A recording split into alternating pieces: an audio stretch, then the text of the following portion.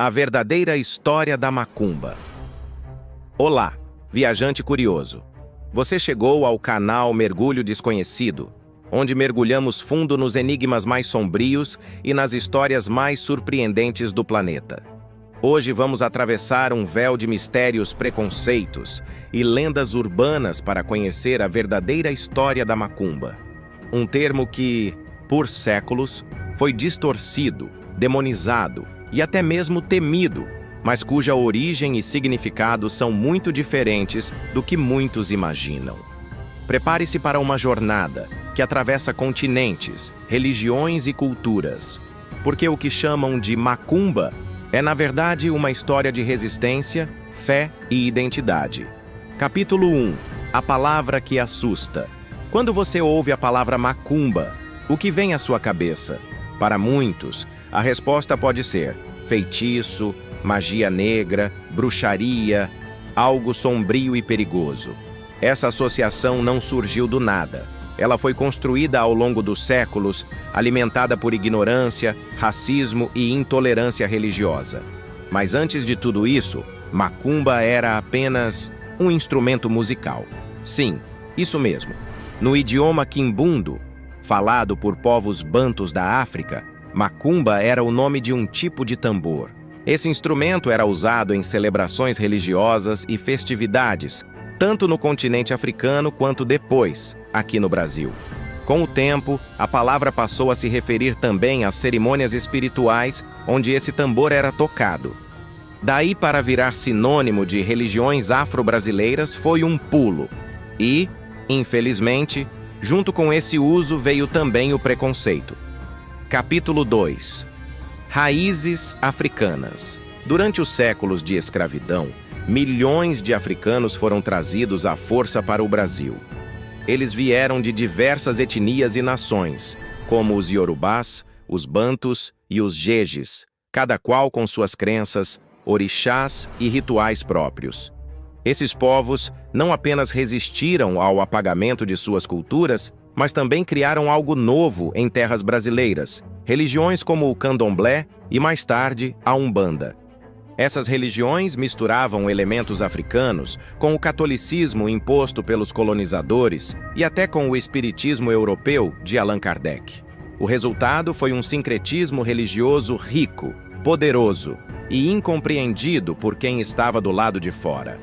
A elite branca da época, com sua visão eurocêntrica e cristã, não conseguia, ou não queria, entender aquelas danças, cânticos e oferendas aos orixás. O que não se compreende, se teme. E o que se teme, se marginaliza.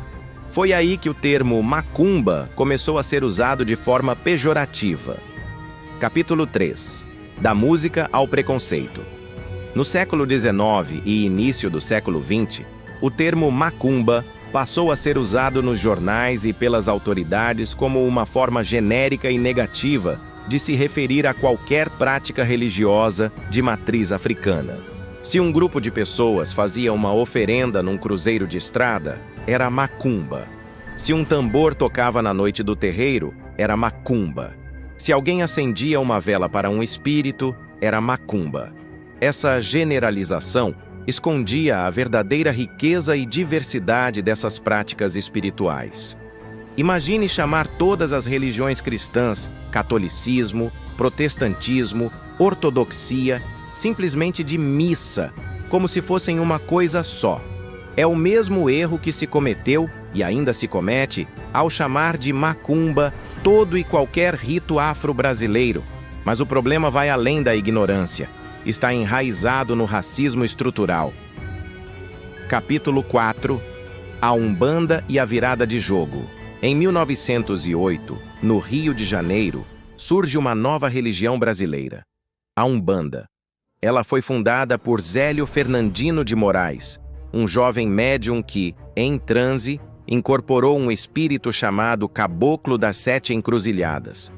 O espírito declarou que ali nascia uma religião para unir o saber africano, indígena e europeu. Uma religião para todos, sem distinção de cor ou classe social. A Umbanda cresceu rapidamente. Seus rituais envolviam entidades como caboclos, pretos velhos e crianças. espíritos que representavam os povos oprimidos do Brasil. E é claro, os instrumentos musicais, as danças e os pontos cantados estavam sempre presentes. Para os de fora, tudo continuava sendo macumba. Apesar do preconceito, a Umbanda e o Candomblé resistiram. Seus terreiros foram perseguidos, invadidos, seus praticantes presos, mas a fé sobreviveu. Capítulo 5. Macumba. É magia? Muitas pessoas ainda perguntam, mas a macumba é magia negra? Depende de quem você pergunta. Nas religiões afro-brasileiras, não se fala em magia negra ou magia branca. O que existe são energias, entidades e rituais que podem ser usados para o bem ou para o mal, como em qualquer outra tradição espiritual. Há oferendas para agradecer, rituais para proteção, limpezas espirituais, e sim, há também feitiços para amarrar, separar ou adoecer alguém. Mas isso não é exclusividade da macumba. Em todas as tradições religiosas, do cristianismo ao hinduísmo, existem rituais com objetivos bons e maus. Isso é da natureza humana. Mas a verdade é, a maioria dos terreiros trabalha para o bem, pela cura, pela paz, pelo equilíbrio. E reduzir tudo isso ao termo pejorativo macumba é uma grande injustiça. Capítulo 6. A reapropriação do nome. Curiosamente, nas últimas décadas, muitos praticantes das religiões afro-brasileiras passaram a reapropriar a palavra macumba. Usam-na com orgulho, como símbolo de resistência e identidade cultural. Você já deve ter visto camisetas com frases como macumbeiro com orgulho ou respeita a minha macumba. Isso é uma forma de devolver à palavra o respeito que ela perdeu.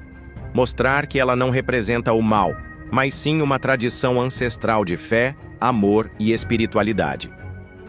Capítulo final. Desfazendo o feitiço do preconceito. No fundo, a palavra macumba não tem nada de maligna. O mal está no preconceito, na intolerância, na ignorância. Desfazer esse feitiço exige informação, empatia e respeito. A verdadeira história da macumba é, acima de tudo, uma história de sobrevivência cultural. É a história de povos que foram arrancados de sua terra natal, mas que trouxeram consigo seus deuses, seus rituais, sua força espiritual. E que resistem até hoje nas encruzilhadas, nos terreiros, nas palmas ritmadas, que ecoam nos corações dos que dançam com fé. Gostou? Assine o canal Mergulho Desconhecido, deixe seu like e compartilhe. Até a próxima viagem pelos mistérios do mundo.